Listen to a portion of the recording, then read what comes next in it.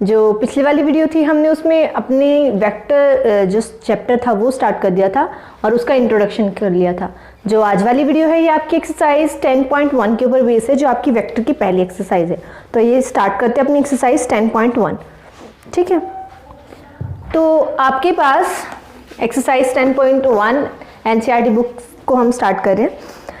तो आपसे first question पूछा गया है, represent the graphical displacement of 40 kilometre 30 degree to east. तो आपके पास फर्स्ट क्वेश्चन गिवन है ऐसे।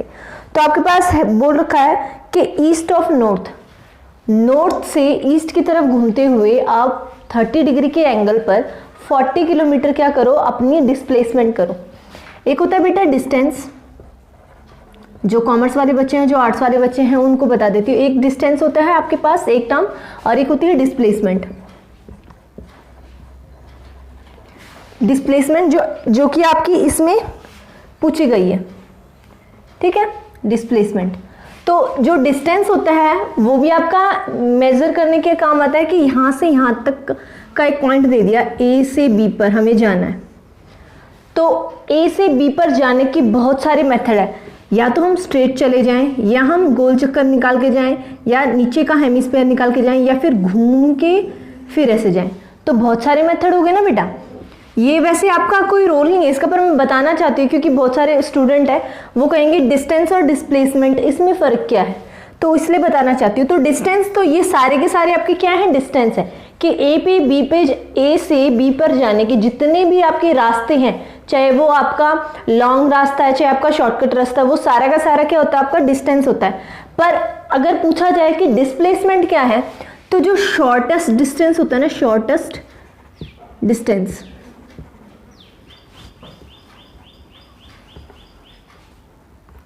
तो जो आपका शॉर्ट डिस्टेंस होता है, बिल्कुल छोटा रास्ता, शॉर्टकट बोलते हैं जिसको, उसको हम क्या बोलते हैं, डिस्प्लेसमेंट। जो डिस्टेंस है आपकी वो एक स्केलर क्वांटिटी है, और जो डिस्प्लेसमेंट है बेटा वो आपकी एक वेक्टर क्वांटिटी है। ठीक है, तो डिस्प्लेसमेंट आपकी एक वेक्टर क्वांटिटी है, तो हमें उसको रिप्रेजेंट करना है ग्राफ में। तो सबसे पहले हम एक अपनी डायरेक्शन का बना देते हैं ग्राफ। आपका सबसे ऊपर नॉर्थ, सबसे नीचे साउथ, यहाँ पर आपका वेस्ट होता है और यहाँ पर ईस्ट होता है। कई बच्चे यहाँ पर ईस्ट कर देते हैं, वहाँ वेस्ट, वो रॉन्ग होता है। हम जहाँ से लिखना स्टार्ट करते हैं वो आपका लेफ्ट साइड होता है, तो लेफ्ट साइड आपका क्या होगा, वेस्ट, और जहाँ पर लिखना एंड करेंगे वो आपका राइट साइड होगा, तो वहाँ क्या होता है, आपका ईस्ट होता है। तो नॉर्थ और ईस्ट। अब आपसे बोला गया है कि 40 किलोमीटर को रिप्रेजेंट करो 30 degree east of north, east of north, ये आपसे क्वेश्चन पूछा गया है। तो 40 किलोमीटर अगर हम ग्राफ बनाने लगे तो बहुत लॉन्ग बन जाएगा आपके पास।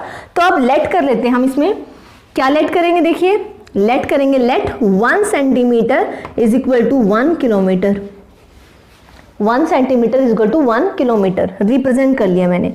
तो हमारा जो 40 सेंटीमीटर हो जाएगा वो किसके इक्वल हो जाएगा, 40 किलोमीटर की। तो हमें सिर्फ स्केल से 40 सेंटीमीटर की एक लाइन बनानी है। और कैसे बनानी है बेटा, ऐसे बनाएंगे, ऐसे। ये हो गई आपकी 40 किलोमीटर की एक लाइन। ठीक है, 40 किलोमीटर हम यहाँ पर लिख देते 40 सेंटीमीटर। ठीक है, 40 centimetre is equal to 40 kilometre, तो आपकी 40 किलोमीटर की होगी। अब बात आती है ईस्ट ऑफ नॉर्थ, ये वाला पॉइंट लगाना है 30 डिग्री ईस्ट ऑफ नॉर्थ। तो नॉर्थ से ईस्ट की तरफ जाते हुए 30 डिग्री पर आप मूव करोगे। अगर यहाँ लिखा होता नॉर्थ ऑफ ईस्ट, तो ईस्ट से नॉर्थ की तरफ जाते हुए आप इस तरीके से अपने एंगल को मापते, पर अब बोल रखा है क्या, ईस्ट ऑफ नॉर्थ, तो नॉर्थ से ईस्ट की तरफ जाते हुए, तो ये बेटा आपका हो जाएगा 30 डिग्री। ओके, देन आप डी से करेंगे तो आपका ये 30 डिग्री का ही आप इसको मेजर करके चलोगे, और आप 40 सेंटीमीटर को 40 किलोमीटर। तो आपका फर्स्ट क्वेश्चन कंप्लीट होता है। ये कोई रूल नहीं है आपके फर्स्ट क्वेश्चन में, सिर्फ आपको बताने के लिए कि डिस्टेंस और डिस्प्लेसमेंट में क्या फर्क है, एक स्केलर होता है एक वेक्टर होता है। ठीक है, आपका क्वेश्चन क्या है, ये क्वेश्चन है, और ये उसकी आपके पास क्वेश्चन की स्टेटमेंट बोली गई, हमने ये अज्यूम करके और ये अपने क्वेश्चन को रिप्रेजेंट कर दिया, तो आपका फर्स्ट क्वेश्चन कंप्लीट होता है। ओके गाइस, देन आपका फर्स्ट क्वेश्चन हमने कंप्लीट कर लिया है। जो सेकंड क्वेश्चन है आपके पास, उसमें स्टेटमेंट क्या गिवन है आपके पास कि आप बताओ कि ये स्केलर है या वेक्टर है। आपके पास कुछ क्वांटिटी मेजर है, मैंने आपको जब इंट्रोडक्शन दिया था तब आपको बताई थी 2 टाइप की आपकी क्वांटिटीज होती है, फिजिकल क्वांटिटी आपकी टू टाइप्स की होती है, एक होती है स्केलर, एक होती है वेक्टर। तो हमें यही बताना है कि ये स्केलर है या वेक्टर है। तो जो सबसे पहला है 10 kg, ये 10 kg आपका क्या है बेटा, भार है, वेट है। तो जो वेट होता है आपका वो हमेशा क्या होती है आपकी स्केलर क्वांटिटी, क्या होती है बेटा स्केलर क्वांटिटी। नेक्स्ट है आपका 2 मीटर। अगर सिंपल इसमें लिखा होता 2 मीटर तो 2 मीटर आपका कोई डिस्टेंस होता है ना, क्योंकि मीटर है, हमें ये तो मैं पता नहीं है ना कि मीटर है तो क्या गिवन हमारे पास डिस्टेंस या डिस्प्लेसमेंट, क्योंकि दोनों के दोनों क्या आपके मीटर में मेजर होती है, सेंटीमीटर में मेजर होती है, किलोमीटर में। तो अगर सिंपल 2 मीटर लिखा होता तो हम बता नहीं सकते थे, फिर हम कह देते वी कैन कंक्लूड या फिर नॉट डिफाइन ऐसे कर सकते थे हम। पर हमारे पास क्या गिवन है इसके साथ 2 मीटर नॉर्थ वेस्ट, आपके पास मैग्नीट्यूड मतलब कुछ वैल्यू के साथ डायरेक्शन भी गिवन है। जब वैल्यू के साथ डायरेक्शन भी गिवन होती है तो ये कौन सी क्वांटिटी हो जाती है बेटा, वेक्टर क्वांटिटी। तो ये स्केलर और ये वेक्टर। अगला है आपका थर्ड 40 डिग्री। देन डिग्री आपके पास कोई एंगल मेजर है। अब एंगल किस डायरेक्शन में है ये हमारे पास पता नहीं है। जब भी एंगल की कोई डायरेक्शन नहीं पता हो उसके रूल के अलावा, तो हमारे पास ये ऑलवेज किस में मेजर होता है बेटा, स्केलर क्वांटिटी में। नेक्स्ट 40 वाट, आपके पास 40 वाट है। देन ये वाट आपका वोल्ट नहीं है बेटा, वाट आपका क्या है, ये आपका पावर है। आप जो ये वाट होती है ये क्या होती है, पावर की, किसी भी अप्लायंस ने कितनी पावर कंज्यूम करी या कितनी पावर गेन करी। तो ये तो फिजिक्स का कॉन्सेप्ट हो गया। सिर्फ आपके पास इतना होना चाहिए कि वाट और वोल्ट में क्या फ़र्क है। वोल्ट आपका पोटेंशियल डिफरेंस होता है बेटा और के लिए मेज़र होता है, और वाट आपका पावर के लिए। तो जो पावर होती है वो आपकी हमेशा क्या होती है, स्केलर क्वांटिटी। नेक्स्ट है 10⁻⁻90 कूलाम। तो ये आपका चार्ज है। जब भी आपका कूलाम लगे तो वो आपका क्या होता है, चार्ज। ये जितनी भी क्वांटिटी में बता रही हूँ ये 10 तक बेटा सबने पढ़ी है कि केजी होता है, डिग्री होता है, वाट होता है, ये सब कुछ आपने 10 तक पढ़ रखा है, ठीक है। तो इसलिए मैं थोड़ा सा आपको डीपली बताने की सोच रही हूँ, क्योंकि आपने पता है, क्योंकि 10th में सबने पढ़ रखा है चार्ज क्या होते हैं, पावर, हमारा पोटेंशियल डिफरेंस, ये सब कुछ पढ़ रखा है आपने। इसलिए सिर्फ मैं बता रही हूँ कि स्केलर और वेक्टर कैसे हुई हमारी। तो ये चार्ज है आपका, चार्ज हमेशा क्या होता है, स्केलर क्वांटिटी। अब लास्ट है आपका 6th पार्ट में आपसे पूछा गया है कि ये स्केलर है वेक्टर है। तो 20 मीटर पर सेकंड स्क्वायर, जब भी आपके पास मीटर पर सेकंड स्क्वायर आता है तो ये किस चीज़ का फॉर्मूला होता है, एक्सेलरेशन का फॉर्मूला होता है ना। एक्सेलरेशन की SI यूनिट होती है। तो एक्सेलरेशन हमेशा क्या होती है आपकी, वेक्टर क्वांटिटी। फॉर एग्जाम्पल अगर आपके पास इसमें 20 मीटर पर सेकेंड ऐसे दिया होता तो आप इसको नहीं बता सकते थे, क्योंकि दोनों के दोनों आपके क्या हैं, या तो ये स्पीड है या आपकी क्या है ये वेलोसिटी। तो अगर देखा जाए तो स्पीड में आपका फॉर्मूला होता है डिस्टेंस अपॉन टाइम टेकन, और जो आपका वेलोसिटी का फॉर्मूला होता है वो क्या होता है आपके पास, डिस्प्लेसमेंट अपॉन टाइम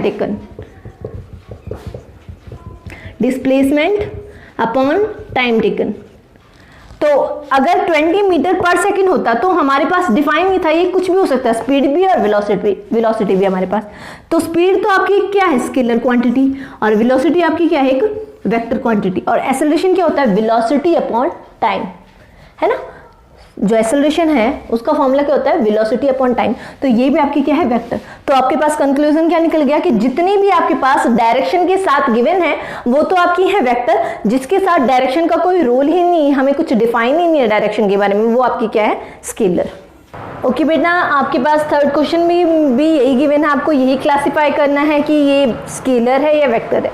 तो पहले आपके पास क्वांटिटी गिवन थी कि उनकी SI यूनिट के बेस के ऊपर, और आपको बतानी थी वो स्केलर है या वेक्टर। अब आपके पास वो फॉर्मूला गिवन है जिसके ऊपर वे क्वांटिटीज गिवन थी।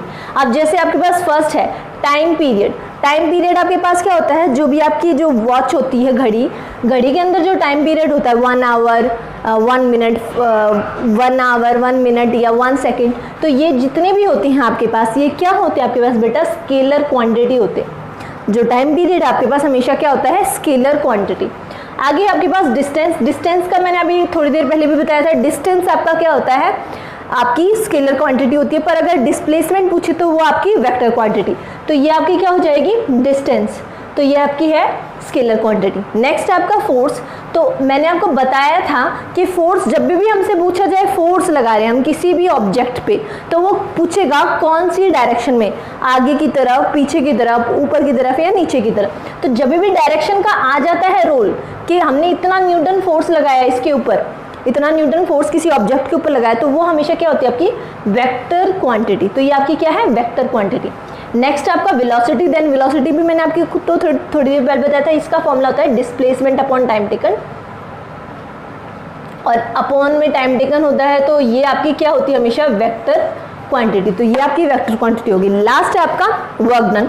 देन वर्क डन आपका क्या हो जाएगा, वर्क हम कुछ भी काम करें तो काम में कभी भी आपकी डायरेक्शन नहीं लगती, आप काम किसी भी काम को करते हो तो वो आपका क्या होता है, स्केलर क्वांटिटी। तो दो है आपकी वेक्टर, एक तो फोर्स और एक वेलोसिटी, अदर आपकी क्या है, scalar quantity. Okay guys, then आपका फोर्थ क्वेश्चन आपके पास गिवन है, आपके पास एक डायग्राम गिवन है ये, और आपसे पूछा गया है कि इन कॉन्सेप्ट के आधार पर, इनकी डेफिनेशन के बेस पर आप इन फिगर में आप बताओ कि कौन सा वेक्टर किसके कॉरस्पॉन्डिंग है। तो सबसे पहले हमारे पास देखा जाए, पहले मैं इस डायग्राम को आपको समझा देती हूँ। तो हमारा यहाँ से एक पॉइंट है, इसको ओ मान लेते हैं, यहाँ से एक पॉइंट स्टार्ट हुआ है यहाँ से, और ये यहाँ की डायरेक्शन में और यहाँ की डायरेक्शन में हो गया, तो इसका स्टार्टिंग पॉइंट क्या हो गया, ये ओ, इन दोनों का। नेक्स्ट उसके बाद हमारे पास देखा जाए तो ये वेक्टर आपका बी वाला वेक्टर और आपका डी वाला वेक्टर, दोनों के दोनों एक ही डायरेक्शन में मूव कर रहे हैं, नीचे की तरफ आ रहे हैं दोनों के दोनों, ठीक है। और नेक्स्ट हम देखते हैं ये दोनों आपके वेक्टर, आपके दोनों पैरेलल तो हैं पर आपके डिफरेंट डायरेक्शन में है, तो हमें उसी को क्लासिफाई करना है आपने इस क्वेश्चन के अंदर। सबसे पहले को इनिशियल वेक्टर। तो को इनिशियल वेक्टर आपके पास क्या है, को इनिशियल क्या होता है, जिसका आपके पास स्टार्टिंग पॉइंट क्या होता है, सेम होता है। स्टार्टिंग पॉइंट या हम बोलते हैं इनिशियल पॉइंट, स्टार्टिंग पॉइंट या बोले initial point, initial point same हो आपके पास। तो इनिशियल पॉइंट सेम किस किस का हमारे पास, जो एक ही पॉइंट से स्टार्ट हो रहे हैं, एक तो ए है और एक डी है, then vector A and vector D are co-initial vector because their starting point are same. Next है आपका इक्वल वेक्टर। इक्वल वेक्टर क्या होते हैं, जो आपके पैरेलल हो और सेम डायरेक्शन में हो, पैरेलल हो और सेम डायरेक्शन में हो। तो आपके पास पैरेलल भी होने चाहिए एंड सेम डायरेक्शन भी होनी चाहिए। तो कौन कौन से आपके पास, vector D and vector B, ये दोनों के दोनों आपके पास इक्वल वेक्टर है, क्योंकि दोनों के दोनों एक ही डायरेक्शन में है और दोनों के दोनों एक दूसरे के पैरेलल है। अगर पैरेलल है तो हम कह सकते हैं कि दोनों का मैग्नीट्यूड इक्वल है। तो जब भी किसी का मैग्नीट्यूड इक्वल होता है वो हमारा कोलिनियर वेक्टर होता है, ठीक है। तो आपसे बोल रहे कोलिनियर वेक्टर, तो हमारे ये हो सकते थे, पर इसने आगे की स्टेटमेंट में क्या बोला, बट नॉट इक्वल, दोनों की डायरेक्शन सेम नहीं होनी चाहिए, पर दोनों का मैग्नीट्यूड मतलब दोनों एक दूसरे के क्या होने चाहिए, पैरेलल। तो ये दोनों एक दूसरे के पैरेलल तो है, पर दोनों की क्या है, डिफरेंट डायरेक्शन, डिफरेंट डायरेक्शन है आपकी, एंड जो मैग्नीट्यूड है वो आपके पास क्या है, सेम। तो कौन कौन से आपके पास, सी एंड ए वेक्टर। तो आपके पास फोर्थ क्वेश्चन ये कंप्लीट होता है। आपसे पूछा गया था को इनिशियल वेक्टर क्या होता है, और फिर पूछा गया था इक्वल वेक्टर क्या होता है, फिर पूछा गया था कोलिनियर बट नॉट इक्वल। तो आप ओके गाइस, देन आपके जो एक्सरसाइज है 10.1 उसमें आपके 5 क्वेश्चन थे, जिसमें कि मैंने 4 जो इंपॉर्टेंट थे वो आपको करवा दिए हैं। और आपका जो 5th क्वेश्चन है वो बेस्ड ऑन ट्रू फॉल्स है। तो जो रूल मैंने आपको बताए थे टाइप्स ऑफ वेक्टर्स में, तो उन्हीं के ऊपर बेस है। आपसे कोलिनियर वेक्टर की प्रॉपर्टीज़ पूछी गई हैं और उसमें आपको ट्रू या फॉल्स के कॉन्सेप्ट बताने हैं। तो वो क्वेश्चन आप खुद अटेम्प्ट करना। अगर आपसे ना हो तो आप कमेंट सेक्शन में मुझे ज़रूर बता देना। आज की वीडियो यहीं खत्म होती है, कल मिलते हैं नए वीडियो के साथ।